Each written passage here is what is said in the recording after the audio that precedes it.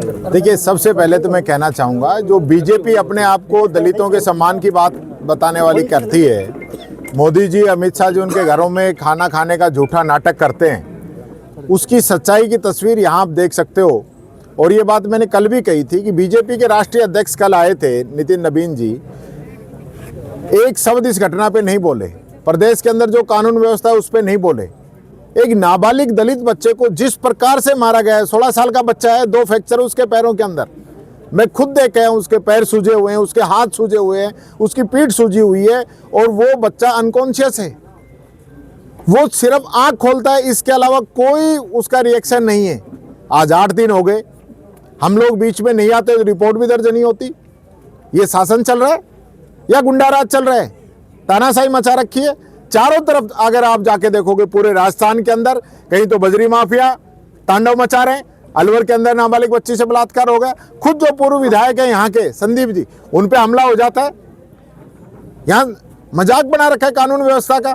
और हाँ, अगर मजदूर थोड़ा सा भी अगर आंदोलन करते हैं, उनको पीट पीट के उनको बंद कर देते हैं, उस पर तो कोई इनको दिक्कत नहीं है।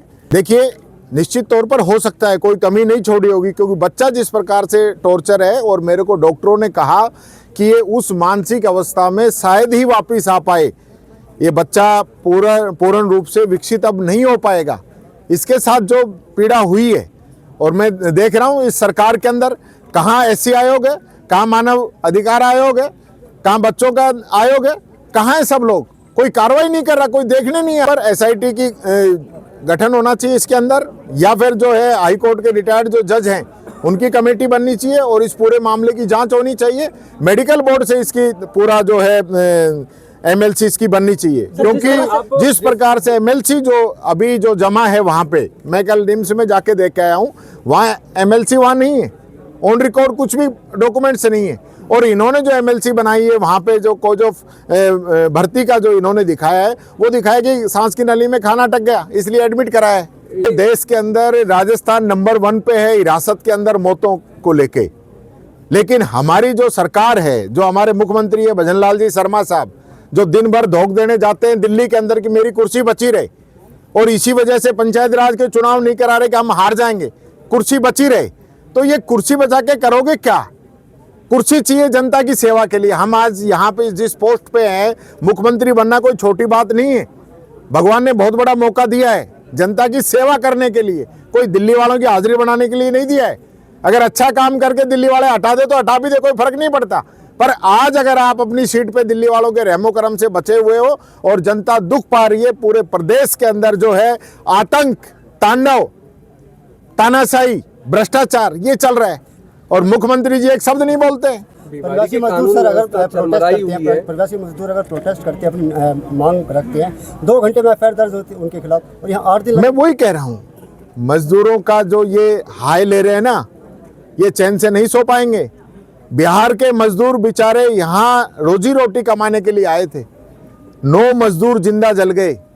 क्या दें इनको? 2-2, 3-3 लाख रुपए उनको मुआवजा दिया है। किसी अधिकारी पे कोई कार्रवाई नहीं हुई, किसी बड़े आदमी पे कोई कार्रवाई नहीं हुई, सब मिली भगत का खेल चल रहा है। 4 मजदूर 3 दिन पहले नीमराना में जल के मर गए अवैध रूप से फैक्ट्री के अंदर। तो ये कर क्या रहे हैं? इनका काम क्या है? पुलिस के मोतियाबिंद हो गया क्या? इनको दिखता नहीं क्या कुछ भी? जो अधिकारी हैं, कलेक्टर ने निर्देश दिए थे कि सारी इंडस्ट्री है वो चेक होंगी। जब जो 9 लोग मरे थे उस समय कलेक्टर ने निर्देश दिए थे हर इंडस्ट्री को चेक करने के, कि कहीं कोई अवैध काम तो नहीं हो रहा है। पीड़ित परिवार के लिए क्या कहेंगे? आर्थिक मदद की अगर कोई निश्चित तौर पर जो कानून में प्रावधान है समाज कल्याण का, वो मदद भी दिलाएंगे और आगे भी मदद दिलाएंगे। परिवार के साथ है। सबसे पहले हम चाहते हैं कि बच्चा जो है स्वस्थ होकर वापस आए। उसके इलाज के लिए मैंने डॉक्टर से बात की है, किसी भी प्रकार की कोई दिक्कत वहाँ नहीं आएगी, वहाँ पूरी मदद रहेगी। और भी मदद होगी वो हमारी कांग्रेस पार्टी के सभी पदाधिकारी, सम्मान्य आदरणीय भंवर जितेंद्र सिंह जी के नेतृत्व में हम परिवार के साथ खड़े हैं। पुलिस दूसरी आती है, जहां जिनको आना चाहिए वो तो आते भी नहीं है। जिनके लिए विधायक महोदय जी ने और दूसरे लोगों ने ज्ञापन दिया उस पर कोई कार्रवाई नहीं करते हैं, क्योंकि सब बाटे शामिल का खेल चल रहा है जी। एक दूसरे को बचाते रहो, जनता परेशान पाती रहेगी। मीडिया जब तक इस चीज को मजबूती से नहीं उठाएगा, अब भी आप देखिए ये इस मामले को उतना जो कवरेज मिलना चाहिए नहीं मिला है।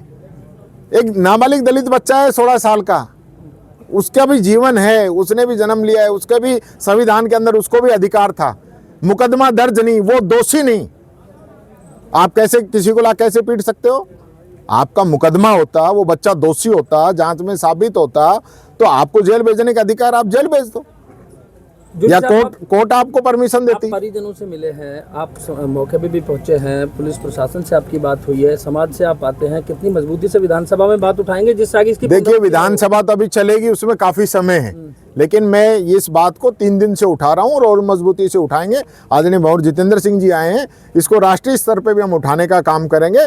और मैं ये कहना चाहूँगा, ये कोई दलित का एक बच्चा नहीं है, ये सर्व समाज का बच्चा है। आज हर व्यक्ति को रहने का अधिकार है। मैं अपील करना चाहूँगा आम पब्लिक से भी कि सब लोग इसमें समर्थन करें, इस बच्चे को न्याय दिलाने के लिए आगे आएँ। इस सरकार का कोई मतलब नहीं है, सिर्फ एक एजेंडा चला रखा है। गौ माता की जो हालत हो रही है, कल परसों नौगांवा के अंदर जो हमारे डेयरी के चेयरमैन है, इन्होंने खुद पुलिस को सूचना दी, पुलिस की गाड़ी आई, फिरोजपुर तक पीछा किया, फिर वो हरियाणा में चलेगी, अपने मोड़ के वापस आ गए।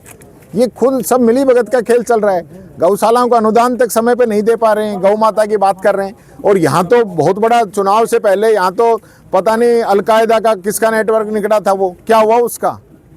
ये सब चुनाव के लिए आते हैं, वोट लेने के लिए, उसमें जनता को गुमराह करते हैं, वोट लेके गायब हो जाते हैं। बाकी गरीब की बात चुनाव के बाद में सुनने वाला नहीं है कोई इस बीजेपी के अंदर।